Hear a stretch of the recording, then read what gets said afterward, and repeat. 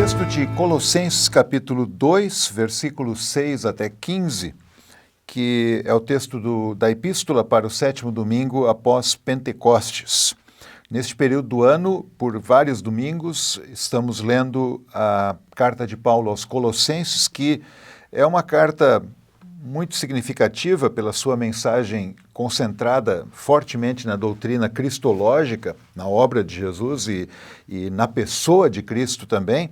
Inclusive, alguns estudiosos criaram a nomenclatura da heresia colossense, de que haveria lá em Colossos uma determinada heresia muito bem montada, muito bem articulada, contra a qual Paulo estaria aqui respondendo.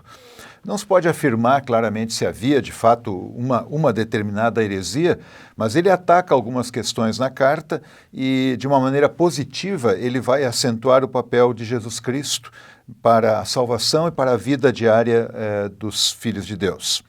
Então, o texto de Colossenses capítulo 2, a partir do versículo 6.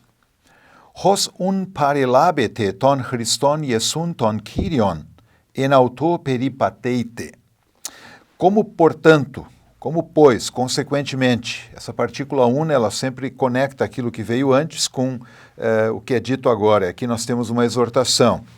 Como vocês receberam, paralambano no auristo, o auristo histórico, vocês receberam a Cristo Senhor, e o Paulo vai mais adiante dizer como é que isso aconteceu, ele vai especificamente nomear o batismo, e ele diz então, nele andai, peripateite, que é um imperativo do tempo presente. O imperativo presente ele dá uma ideia de algo contínuo, continuado, habitual, repetitivo, rotineiro na vida de alguém. Portanto, andem continuamente nele.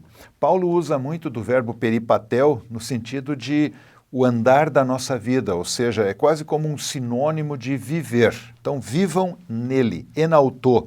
Enauto é uma expressão, Paulo gosta muito dela, enauto, en Christo. A nossa vida é uma vida em Cristo, ou seja, a nossa identidade como cristãos é dada por Cristo, não pelo que nós em si somos. Nós vivemos nele e a partir dele andamos diariamente. E a partir desse imperativo, Paulo agora, no versículo seguinte, ele vai trazer como isso acontece. E a partir do que isso acontece deste caminhar em Cristo. E ele vai usar 4 verbos no particípio, 3 deles na voz passiva e apenas um, o último, na voz ativa. E há algumas peculiaridades em cada um desses verbos que nós vamos chamar a atenção agora. Então, versículo 7. Erizomenoi, kai epoikodomumenoi en auto, kai bebaiumenoi te pistei, katos edidachtete, periseuontes en eucharistia.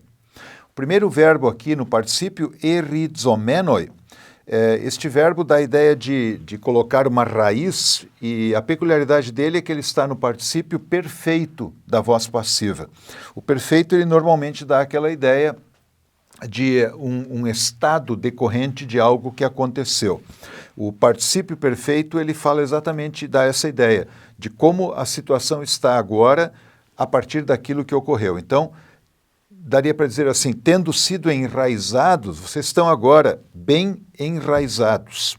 E mais, epoikodomumenoi, epoikodomel, edificar, aqui nós temos um particípio presente da voz passiva, ou seja, estão sendo edificados, estão sendo construídos. Paulo usa aqui tanto a figura da agricultura, com o verbo enraizar, e como também a figura da construção, que ele utiliza também em outros lugares nas suas cartas. Então, estamos sendo construídos, diz ele, enauto, em Cristo.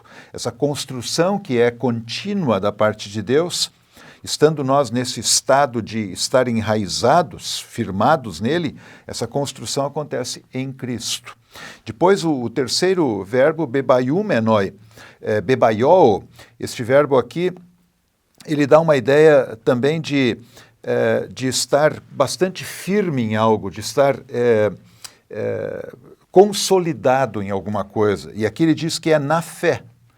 E na fé, conforme edidactete, conforme vocês foram ensinados. Temos aí então uma forma da voz passiva do verbo didasco, vocês foram ensinados e desta maneira vocês estão então firmados, consolidados na fé. E a última forma verbal deste versículo é um particípio presente, agora na voz ativa, periseuontes, sendo abundantes em Eucaristia, em ação de graças, em gratidão, em louvor, daria para dizer. Então, nesses primeiros versículos, Paulo coloca que, para os cristãos de Colossos, que eles receberam a Cristo, o Senhor, e eles agora são chamados a andar em Cristo. Por quê? Porque eles foram enraizados em Cristo, estão sendo edificados nele, eles estão sendo firmados na fé, e esses verbos no passivo indicam que a ação é divina, Deus está agindo neles dessa maneira.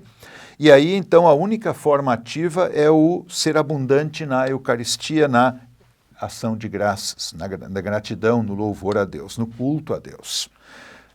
Versículo 8. Blepete metis rimas estai ho silagogon diates filosofias kai kenes apates kataten paradosin ton anthropon. Aqui o alerta de Paulo, novamente ele utiliza então um verbo no imperativo, blepete, vejam, e naturalmente que o ver aqui é um sinônimo de cuidar, estejam atentos para isso. Então vejam que alguém não os desvie, engane. O verbo silagogeo, que é um hapax, é o único lugar onde ele é utilizado, ele dá uma ideia mais específica de levar alguém cativo, levar como espólio de uma batalha. Mas o sentido deste verbo, nesse contexto, é desviar alguém da verdade, é levar alguém cativo no erro. Então, o que Paulo está alertando aqui é: cuidem para que ninguém os leve cativos, para que ninguém os desvie da verdade. Aí nós vemos que há se nós lemos isso como no espelho, como nós costumamos dizer, vemos que há um problema lá em Colossos, para o qual Paulo então está alertando, que na verdade é um problema que afeta naturalmente cada cristão em todas as épocas e lugares. Sempre há a ameaça, o perigo de um desvio da verdade. Então cuidem para que alguém não os desvie da verdade por meio de filosofia e um vão engano, uma vã mentira. Paulo usa o termo filosofia de uma maneira bastante ampla, ele não se refere aqui a nenhuma escola filosófica especificamente, mas o ponto dele é qualificado pela parte final dessa frase, kataton ten paradosin ton anthropon, ou seja, conforme a tradição dos homens. Chama a atenção que Paulo usa aqui o termo paradosis, que é traduzido por tradição, que é um termo que Paulo utiliza em outros lugares de uma maneira bastante positiva, em que ele vai dizer, inclusive, que as pessoas devem guardar as tradições que receberam. A palavra paradosis, que nós traduzimos por tradição, na verdade dá a ideia de algo que foi transmitido, que pode ser algo muito bom, que é aquilo que Paulo, por exemplo, tanto recebeu como transmite nas suas cartas.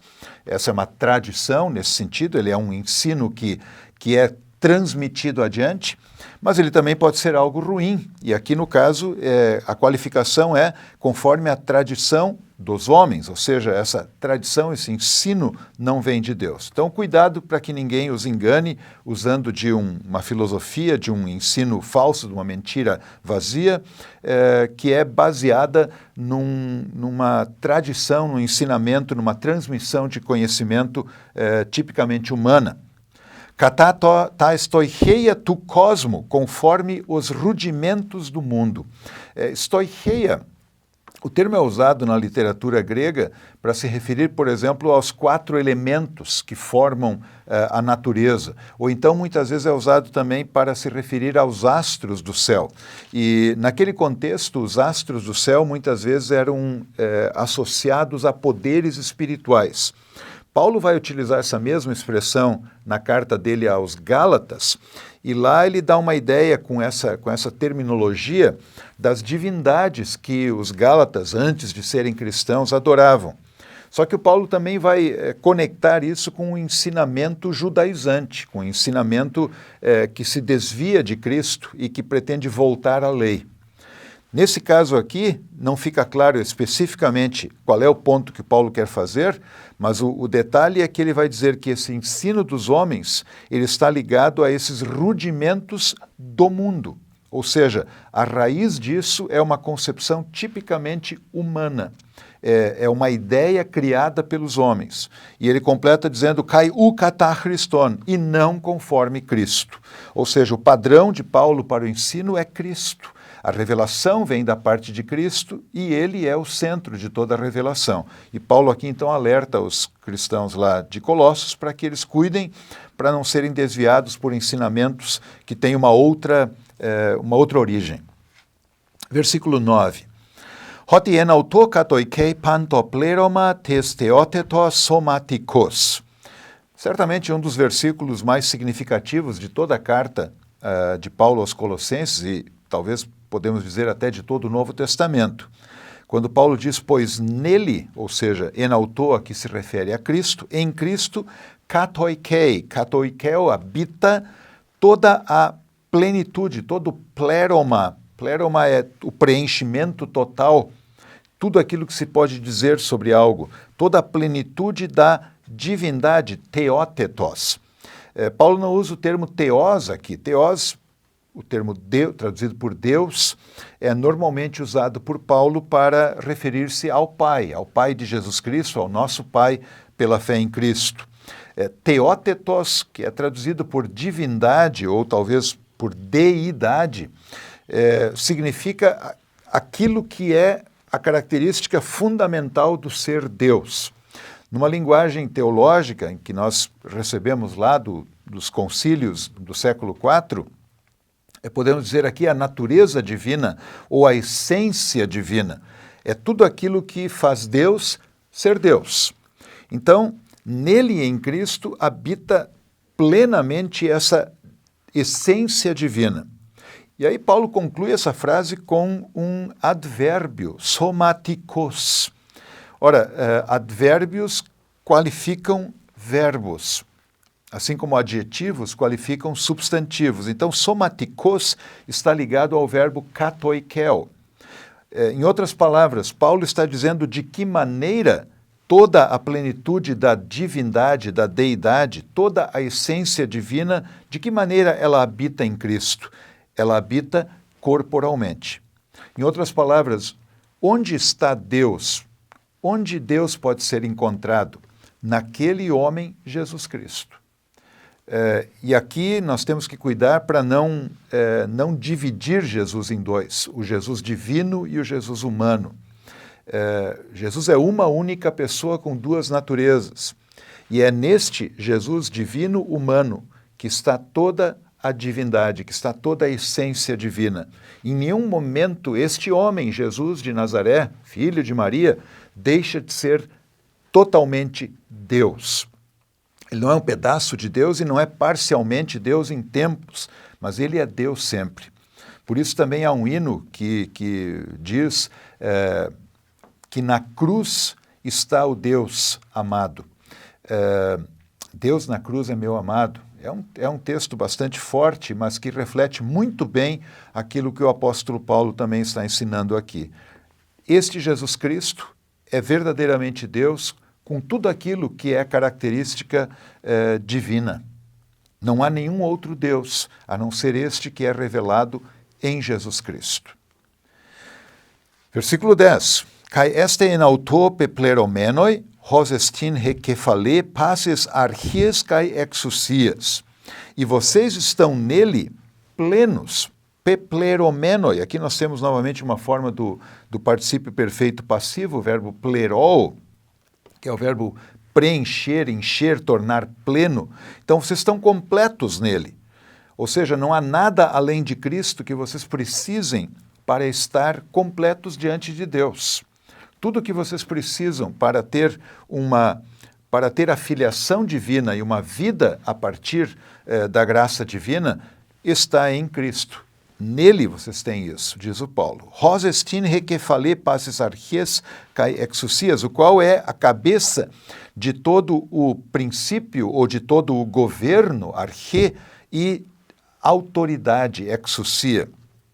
Paulo utiliza esses e outros termos nesta carta e em outras cartas também, quando ele fala de poderes espirituais. Arche, exousia são termos que são usados em outros sentidos também, mas na literatura judaica do período intertestamental, em alguns momentos esses termos são atribuídos a anjos. Ao que parece, Paulo está usando exatamente uma linguagem que era conhecida pelos seus leitores, uma linguagem que seria usada por pessoas de fora da igreja cristã, sejam eles judaizantes ou outros, que afirmavam sobre poderes que haviam por aí. E ele vai dizer, olha, Cristo é cabeça sobre tudo isto. Em outras palavras, todas essas coisas estão sujeitas a ele, mesmo anjos e quaisquer outros poderes que vocês podem imaginar. Versículo 11, En ho kai perietmetete, peritomé, no qual também vocês foram circuncidados com uma circuncisão, aheiropoieto, não feita por homens. Esse é um adjetivo que qualifica o tipo de circuncisão que o Paulo está falando. Ou seja, não é feita por mãos, não é feita por mãos humanas, não é como a circuncisão que havia sido instituída no Antigo Testamento. Então, no qual vocês foram circuncidados com uma circuncisão não feita por mãos. Ente apecdisei tu somatos, na remoção.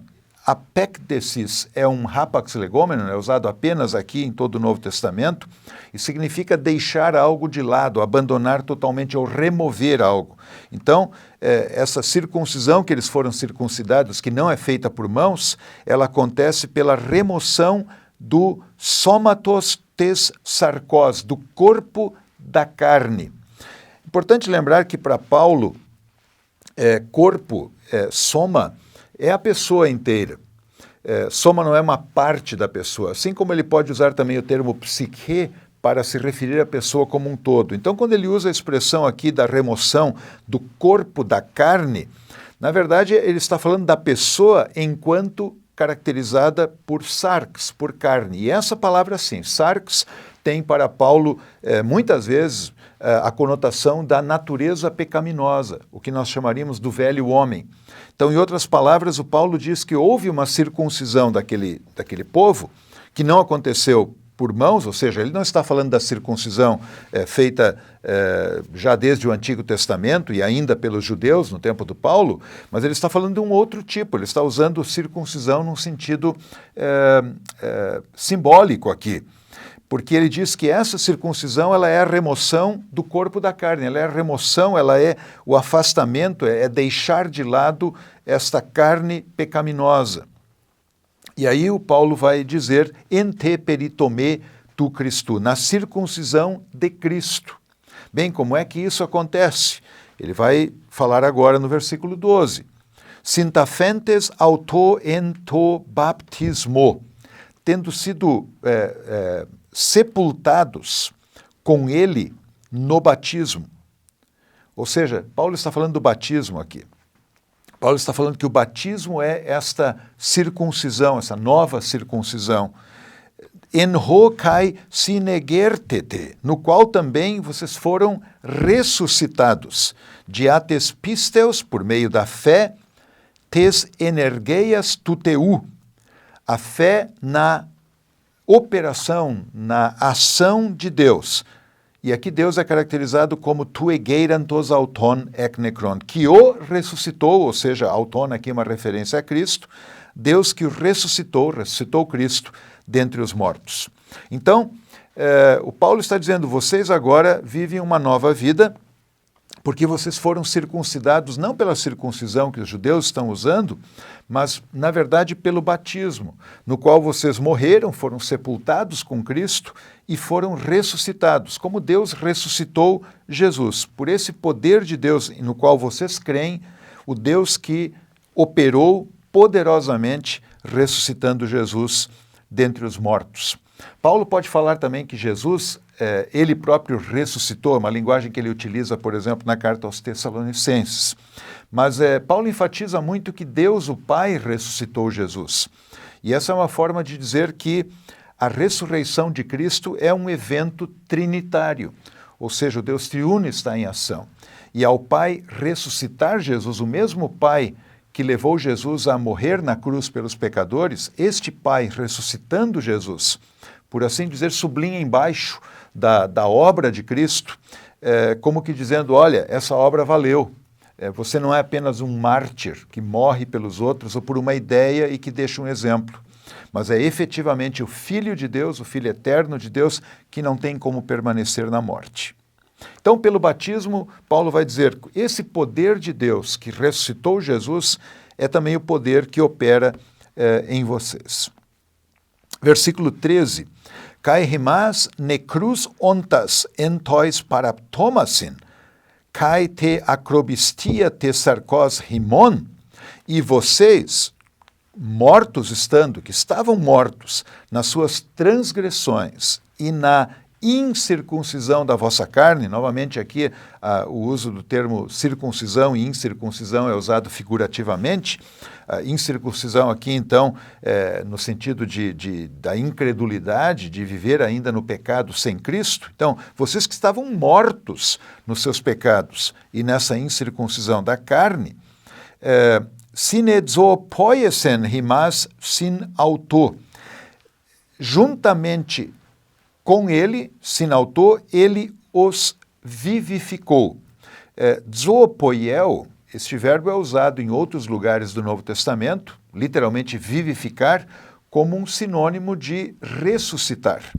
Então, o sujeito aqui continua sendo Deus o Pai, aquele que ressuscitou Jesus. E aqui ele vai dizer, vocês que estavam mortos, esse mesmo Deus e Pai que ressuscitou Jesus, ele ressuscitou vocês juntamente com Jesus. Bem, de que maneira ele fez isso? Ora, ele acabou de dizer, no batismo. O batismo, portanto, é uma ressurreição, é uma nova vida, ou como o Apocalipse vai chamar de uma primeira ressurreição. Ele conclui versículo 13 dizendo, Harisamenos hemin pantata paraptomata. Haritsomai, este verbo, ele significa literalmente conceder algo de forma gratuita, mas ele é usado por Paulo no sentido de perdoar, um perdão que é gratuito. Então, perdoando vocês todas as transgressões.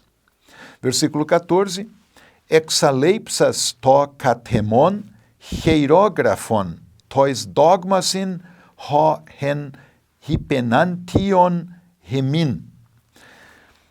Aqui temos um texto bastante interessante quando Paulo usa esse verbo exaleifo, que significa eliminar, extinguir algo.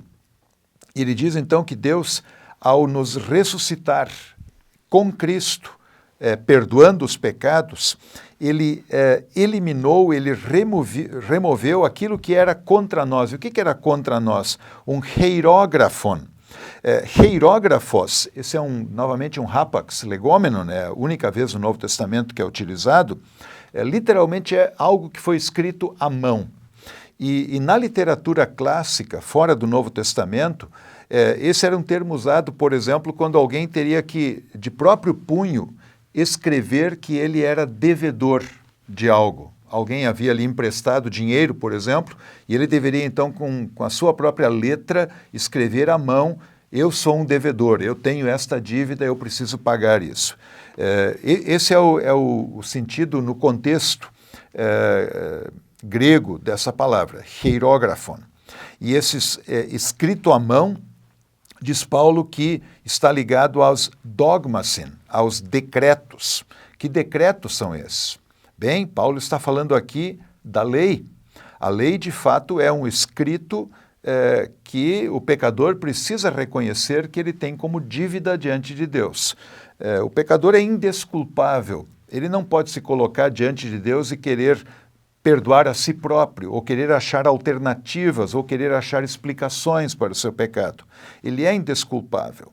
E E o Paulo vai dizer que esses dogmas, né, esses decretos, ho en hypenantion himin, eles eram contrários a vocês, eles estavam contra vocês. Contra nós, aqui ele diz remin, ele se inclui junto aqui, inclusive. Kai auto erken ectumesu procelosas auto to stauro. E diz aqui que ele, então, tomou, erken é a forma do perfeito do verbo airo, pegar, levar alguma coisa. Ele pegou, ele carregou ectumeso, literalmente é do meio, mas é usada essa expressão como tirar do caminho. Ou seja, ele tirou do caminho o quê? Este escrito à mão.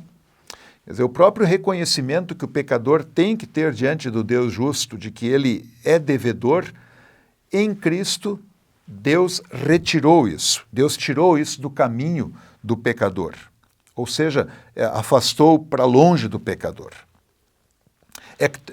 E o tirou do meio, então, procelosas, procelol, esse verbo significa literalmente colocar pregos em algo. Pregar. Pregar aqui não no sentido como se usa às vezes de proclamar, de anunciar, mas literalmente colocar um prego. Então ele diz aqui, ele fez isto pregando isto nos taurós, na cruz. Ou seja, ele pegou esse escrito de reconhecimento de dívida e o cravou na cruz. Em outras palavras, Paulo está chamando a atenção para os colossenses de que ao ver Jesus na cruz, ao ser proclamado esse evangelho de que Jesus foi cravado na cruz, cravado com ele foi também toda a dívida do pecador. Ou seja, lá está a prova de que Deus perdoa totalmente os pecados. O fato de que a própria dívida do pecador está colocada lá na cruz. Uma linguagem muito forte que o apóstolo Paulo utiliza aqui, exatamente para deixar muito claro para os seus leitores que garantia extraordinária eles têm do perdão dos pecados. Versículo 15, apekdisamenos tas archas kai tas exousias edeigmatisen en paresia. Apekdiomai significa despir ou despojar. Ele despojou, então, esses poderes, esses governos. Deigmatizo é colocar, expor a desgraça, mostrar como um exemplo de alguém derrotado. O único outro lugar que é usado no Novo Testamento é Mateus 1,19, quando é dito que o José não queria expor Maria à desgraça. Então, Deus em Cristo, ele tirou totalmente o poder dessas forças que possivelmente eram usadas como algo para atemorizar os colossenses, e ele diz, em Cristo eles foram derrotados. E mais, edeigmatisen, ele mostrou isso, ele expôs isso, en paresia, publicamente, de maneira visível. E ele completa então, triambelsas autus en auto. Triambel, um verbo usado apenas 2 vezes no Novo Testamento, aqui em 2 Coríntios 2,14, ele significa um triunfar, um celebrar até mesmo um triunfo, ou seja, celebrar uma vitória. Então ele triunfou sobre eles en auto. Uma pergunta que é feita por alguns comentaristas é qual é o sujeito deste triunfou, ou deste celebrou o triunfo sobre aquelas forças do mal, e quem é en auto, a que se refere en auto? Talvez o referente mais próximo seria, numa resposta, en auto, seria estaurós, na cruz. Então, triunfando sobre eles na cruz. Nesse sentido, Jesus seria o sujeito do verbo triunfar, de celebrar o triunfo, e ele o fez na cruz.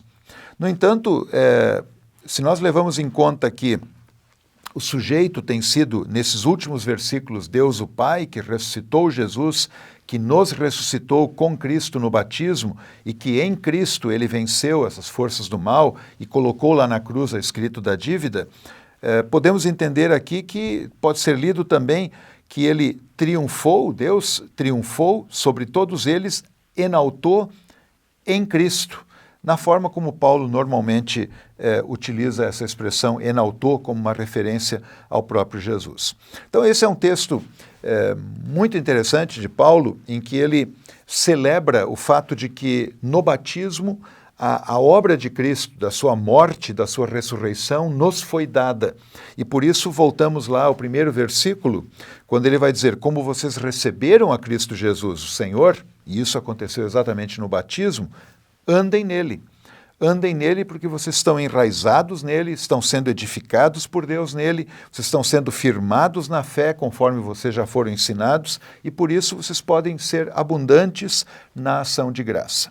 Portanto, um texto muito rico do ponto de vista cristológico, do ponto de vista soteriológico, na doutrina da salvação, e também um texto que nos exorta a uma vida diária que é firmada e baseada em Jesus Cristo.